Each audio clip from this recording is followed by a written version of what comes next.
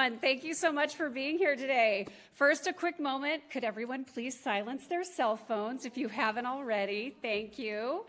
I'm Deputy County Executive Shannon Braddock, and thank you.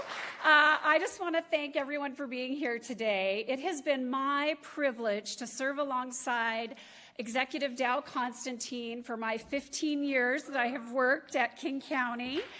And I'm so happy to welcome you all here today for State of the County. But it's a bittersweet welcome because today will be Executive Constantine's final address. And under his leadership, we have accomplished so much.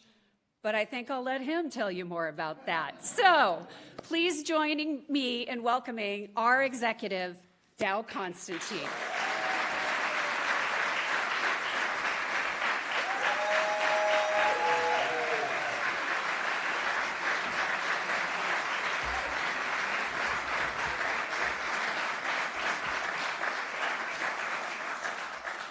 Well, thank you, Shannon, and thanks to all of you. Welcome. We're gathered today at Kerry Hall.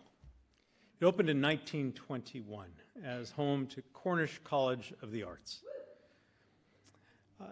These walls have fostered a lot of creativity and innovation over the course of a century. Cornish is going strong at its South Lake Union location, and it was just announced that the school is going to be joining forces with Seattle University for the next leg of the journey. And what of this grand old building? Well, Seattle Theater Group is giving it new life as a vibrant center for local arts and artists to engage, collaborate, and learn. Now, as old as this place is, it stands on a place much older. This hill, the lake to the east, the sound to the west, all the lands of King County have been the home to tribes and bands of the Coast Salish people for thousands, even tens of thousands of years. This land is their land. We respect their sovereignty, their right to self-determination, and I've been honored to partner with tribes and tribal leaders throughout my time in office. I understand that one of those leaders, Leonard Forsman, the chair of the Suquamish, is here with us today. Thank you, Leonard.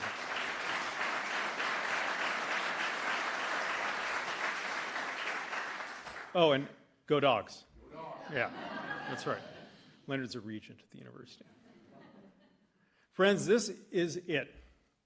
My 16th and final report on the state of the county. It is a bittersweet moment, a time for reflection, a time for gratitude as well.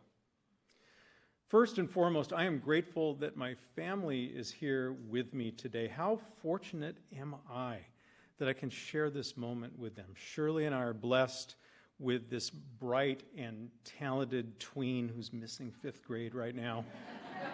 And my brother is here with my parents, Lois and John, aged 94 and 97.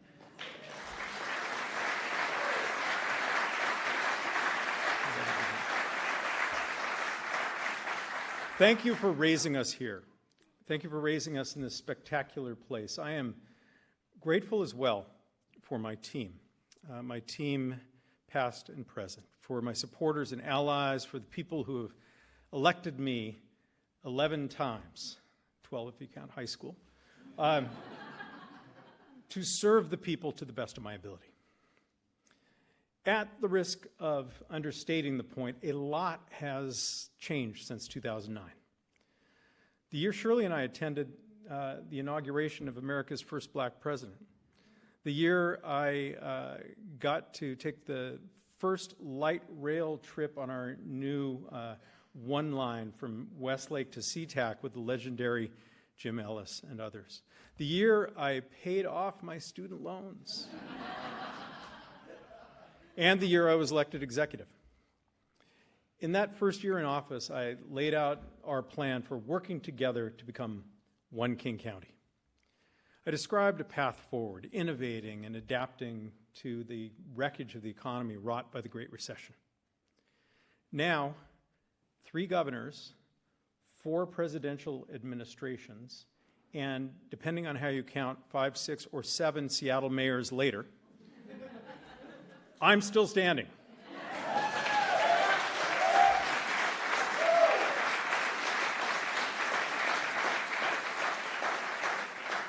And our team is still standing strong. We have remade King County government rooted in our shared values and with the courage to do ambitious things.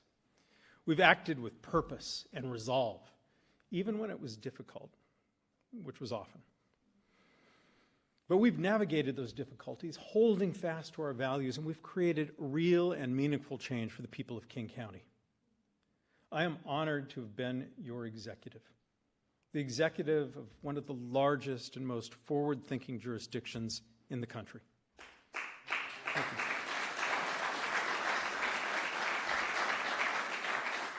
In the face of enormous challenges, from global economic meltdowns to a global pandemic, from the grotesque and corrosive wealth disparities to the aggressive sabotage of America's democratic institutions and our place in the world, we have persevered, purposefully, methodically, building the foundation for every person to thrive. We faced enormous challenges in the early days of my administration. Not only the profound impacts of the Great Recession, but a structural financial gap and growing demand for services that continues to outpace our resources.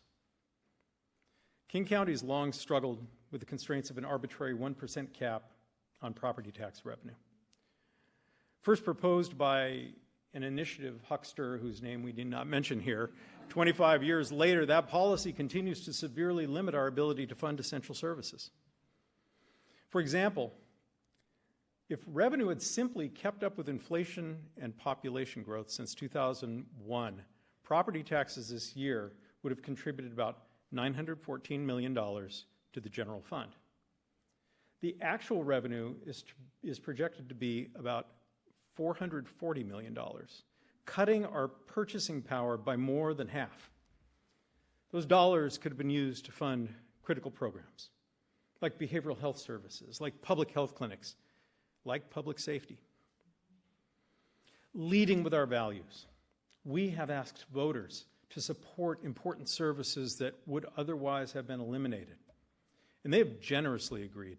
We've made difficult but fiscally responsible decisions, stabilized the general fund, earned the highest bond ratings, maintained appropriate reserves, and thanks to our dedicated public servants who show up for the people every day, we have been able to deliver.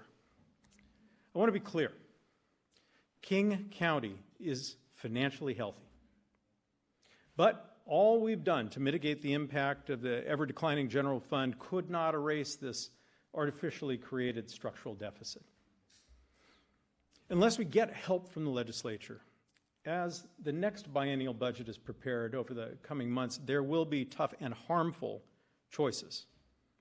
But there are some hopeful signs coming out of Olympia. I am grateful that both the House and the Senate have recently proposed partial local government revenue solutions, and I urge them to include common sense reform in any final budget.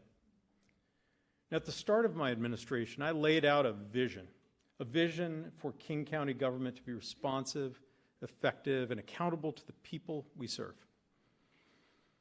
A county that invests in transportation infrastructure. A county that prioritizes the health and well-being of our most vulnerable. A county that partners with cities and businesses and labor to create opportunity. We built this vision on some key principles. First, stewardship of our land and of our planet, preserving them for future generations. Second, strengthening democracy and defending the value and dignity of every person, regardless of race or gender, sexual orientation, or ability.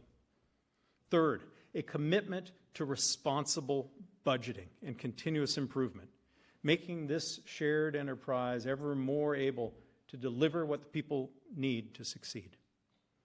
And above all, aligning our 18,000 employees around our unifying purpose, our true north, making Martin Luther King County a welcoming community where every person can thrive.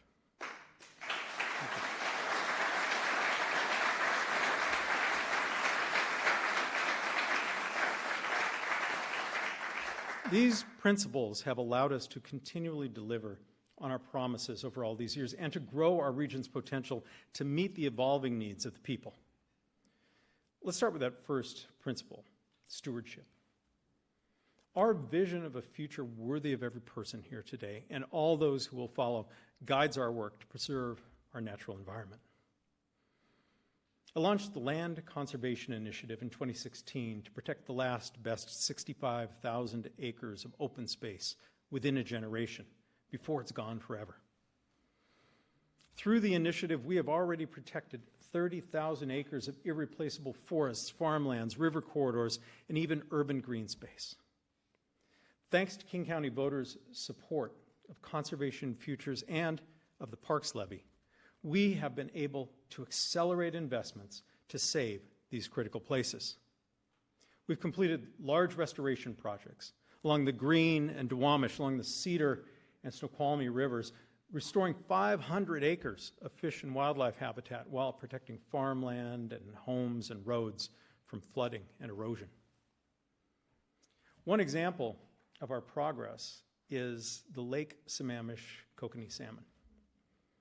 This ancient little fish, so intertwined with the life of the Snoqualmie tribe, has been in decline for years, harmed by habitat loss and pollution and a warming climate. By 2018, only a handful of kokanee returned to spawn. They were on the very brink of extinction.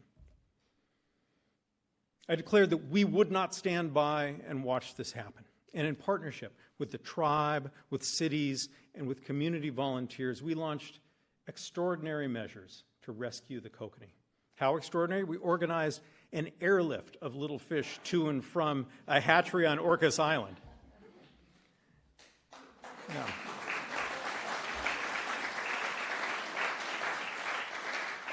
And the results? Last season, over 8,000 adult kokanee returned to their historic spawning grounds, the second highest total since King County began keeping records 30 years ago.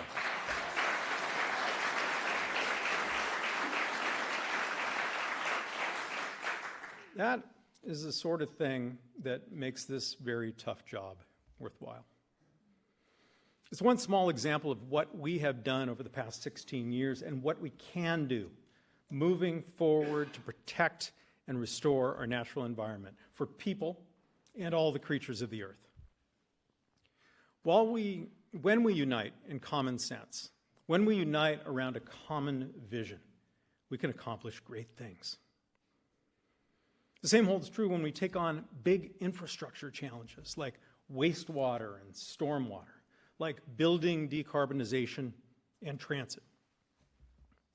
We have prioritized building the high-capacity transit system this region should have built 50 years ago, with vibrant, connected, walkable communities, creating a more prosperous, sustainable future.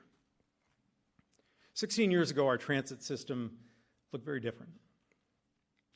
Sound Transit had struggled in its infancy, but now with Joni Earle at the helm, we were building. And in July of 2009, we opened the first few miles of track and a handful of stations on what is now the One Line. Today, we have 44 miles of track and 43 stations, and by next year, we will have grown the system to 62 miles and 51 stations, including extensions to Federal Way and Mercer Island and Redmond.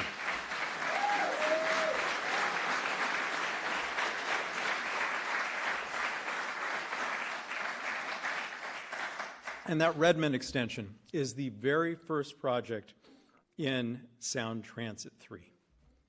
Now, last year, we celebrated the opening of Eastlink, and we marked an important milestone that year as well when we extended light rail into Snohomish County. We are delivering on our promise to build a world-class rail network that is the spine of a comprehensive transit system. Many people have helped us accomplish this, from Representative Ruth Fisher, the mother of Sound Transit, with whom I served in the House in Olympia, to our iconic CEO, Joni Earl, to Mayor and former board chair Greg Nichols, who helped lead the creation of the agency and carried it forward. Greg may be here today, but I want to thank him for his service. There he is right there. Thank you.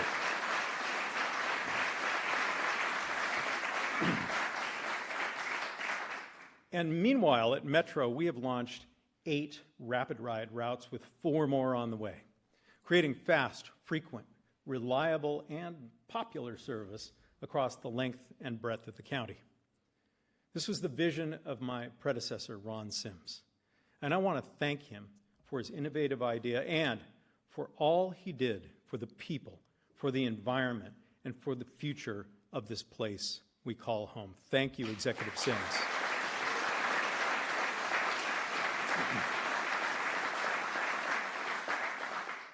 Metro is creating access to opportunity through simpler fare policies and equitable mobility options like paratransit, Metro Flex, the water taxi. I have convened a regional fare forum with transit agencies from 4 counties and the state to advance our collective work to make fares simpler, make them more uniform, and from the perspective of the customer, make this one transit system.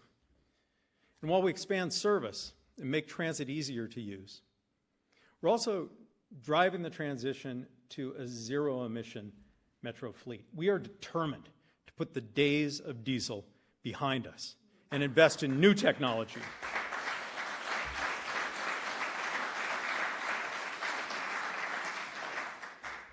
We will reduce carbon emissions and ambient air and noise pollution to make our communities cleaner and healthier.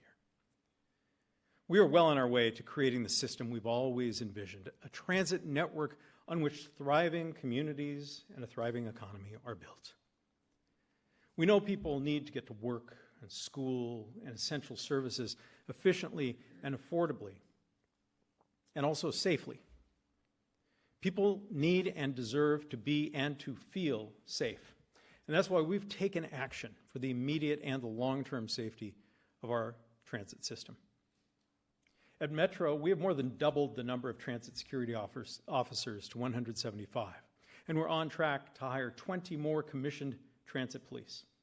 We're ordering new buses with larger and stronger driver barriers and retrofitting our existing buses. And through employee-driven innovations, we have increased our bus shelter cleaning teams to provide 24/7 service. On May 1st of last year, I authorized the launch of Operation Safe Transit, a coordinated effort between our law enforcement and human services with an early emphasis on hotspots like the Burien Transit Center or Seattle's 3rd Avenue Transit Corridor, or more recently, the intersection of 12th and Jackson in Little Saigon. As of last week, King County Sheriff deputies had made more than 520 arrests across the system, while simultaneously connecting hundreds of people to the behavioral health and housing assistance they need.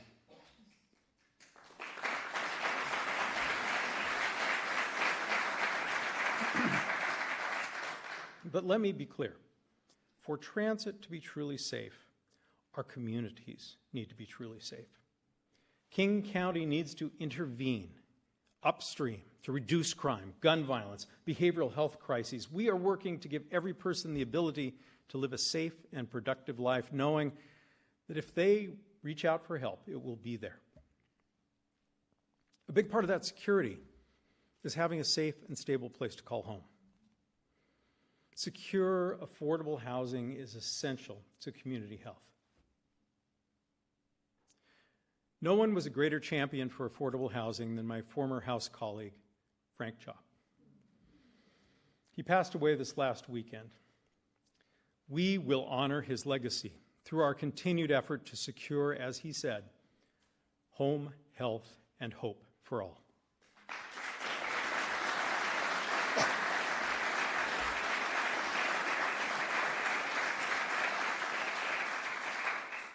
In part, through Frank's work, King County is creating more than 2,300 affordable housing units near transit over the next 4 years, connecting more people to opportunity, and we're creating an additional 1,500 units through our housing finance program.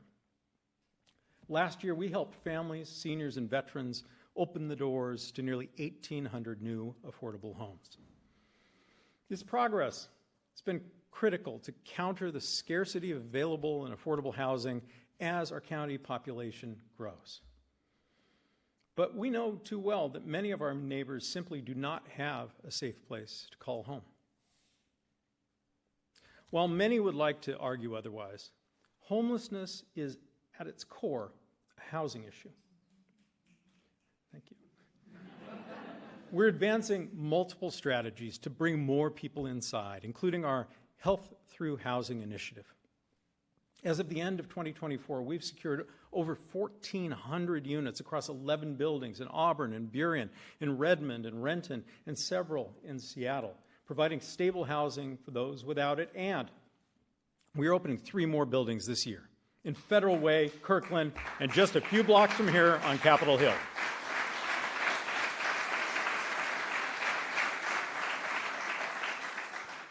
There is a lot to look back on and to celebrate, like best starts for kids.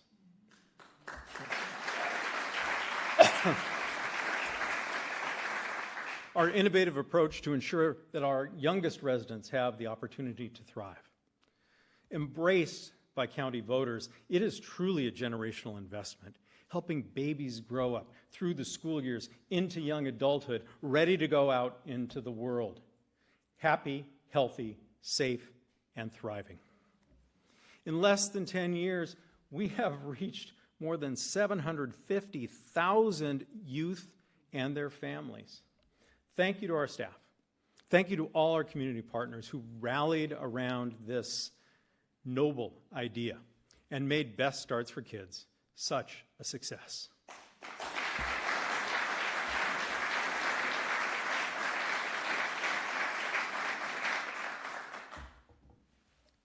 Throughout my time in office, I've also advocated for the humane care of animals. When I became King County executive 16 years ago, staff and volunteers were doing their best to care for the thousands of animals that came into our shelter every year, but they were simply overwhelmed and under-resourced. The new regional model we created, Regional Animal Services of King County, is now a national leader in caring for animals, nursing them back to health, reuniting them with their people, or helping them find their forever home. And last year, the council approved my funding proposal for a new shelter so that we can keep delivering exceptional animal care for decades to come. Thank you, council members.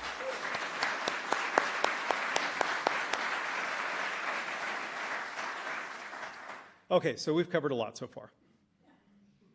Yet we've barely scratched the surface. It turns out you can accomplish a lot in a decade and a half if you have strong partners and outstanding staff aligned around a set of shared values.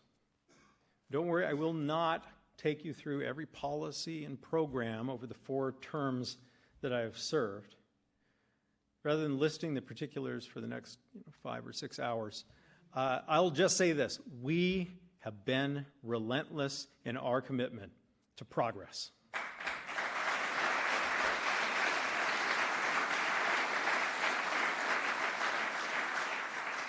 We're building a better future with tangible impacts that will last long beyond my administration.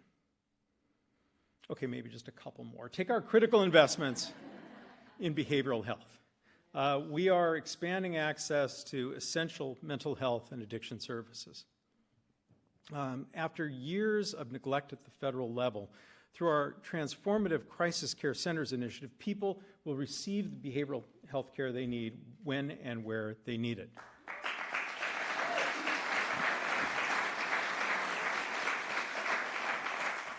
Last month, we announced the new Connections Kirkland facility as the first crisis care center in the new countywide network. We will steadily open 4 additional crisis centers, including one dedicated to supporting young people.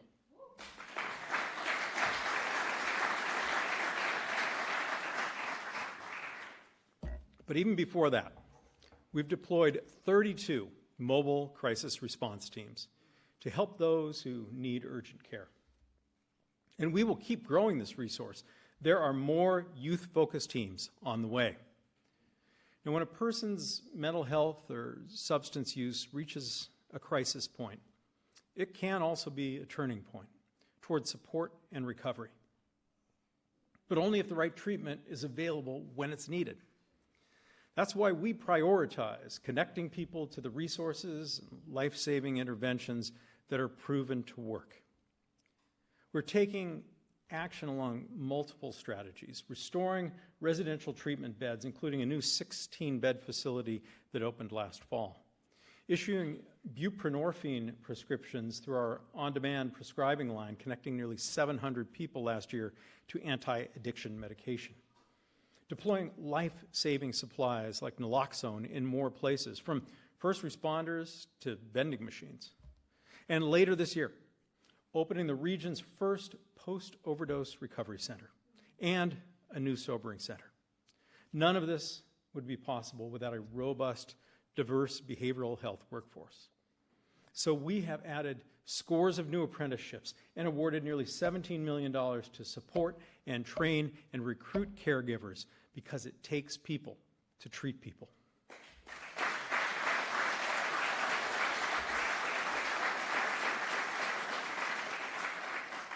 Now, while we tackle the crises of our day, we must also invest in plans that guarantee our region's future vibrancy. Our work to transform the county's downtown Seattle properties has been embraced for its bold vision. The Urban Design and Architectural Design Awards recognized our team at Northwest Studio, and our Civic Campus project was shortlisted for the World Architecture News Awards. These accolades acknowledge the power of planning and urban design to shape a region's potential. With that potential in mind, we'll transmit legislation to convene a committee similar to the one that stewarded the successful waterfront renaissance to move this work forward. Together, we can create a truly great neighborhood that benefits other downtown Seattle neighborhoods and King County taxpayers and our entire region. And last but not least, we've made a transformational investment in our region's creative economy through the Doors Open initiative.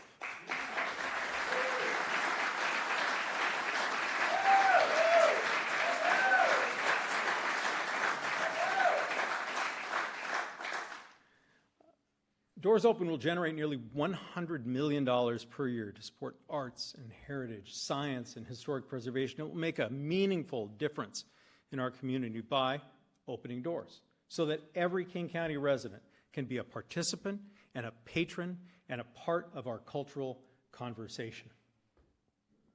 However, all of this, everything I've talked about, is happening in the shadow of the greatest challenge and the greatest threat: climate change.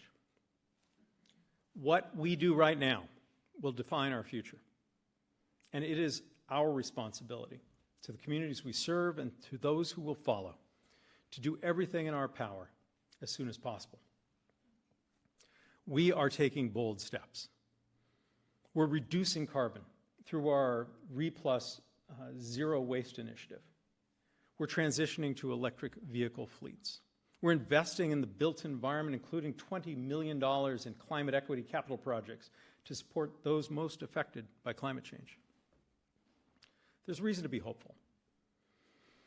While the region's population has increased dramatically, up nearly 500,000 people since 2007 to more than 2.25 million people today, per capita carbon emissions are down 17% during that time.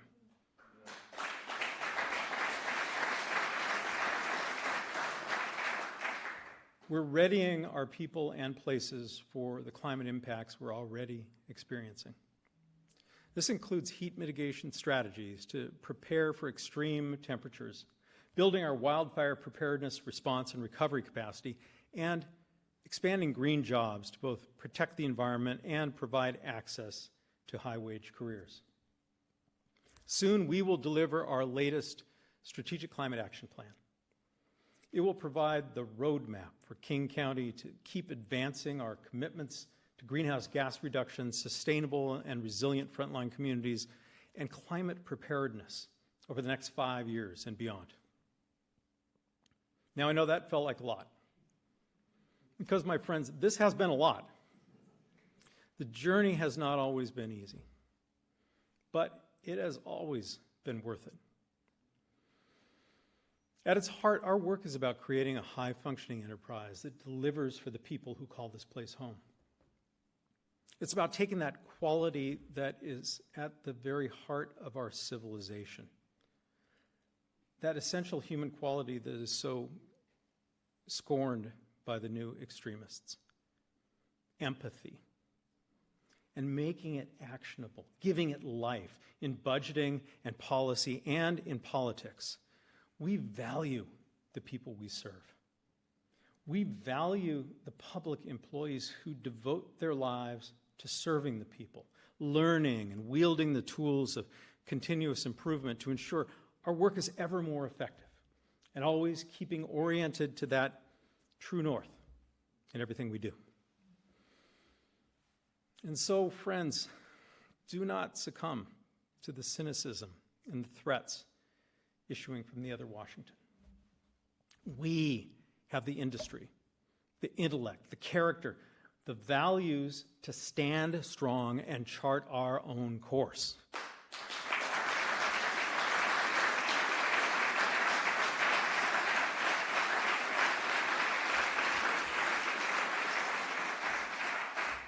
Our way, our defense of human dignity, our commitment to the stewardship of our democratic institutions and our planet will be the future, because it must be.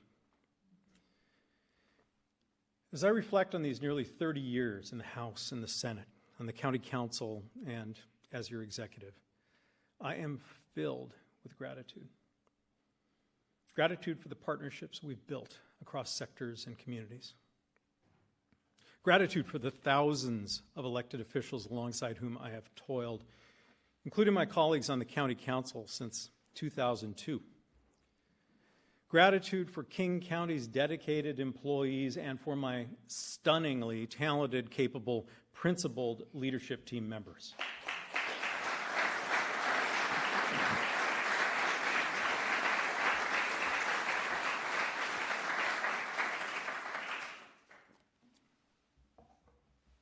As you surely know by now, I've been nominated to be the next Chief Executive Officer of Sound Transit.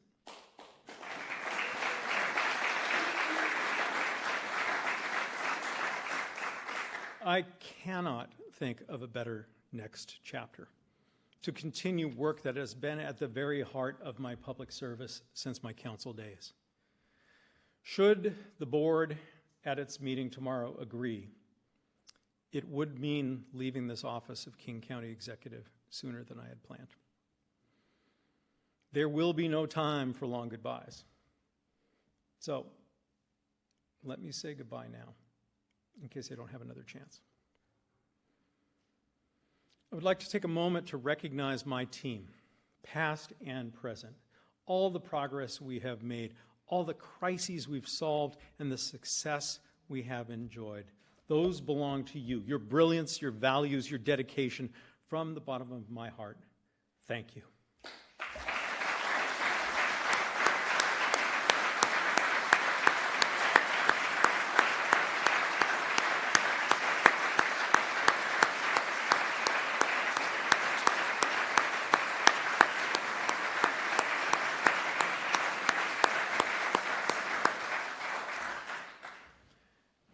To my successor, whoever you might be.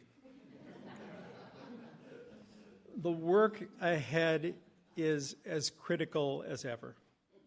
It is rewarding for me to know that the next chapter will unfold on the solid foundation that we have built.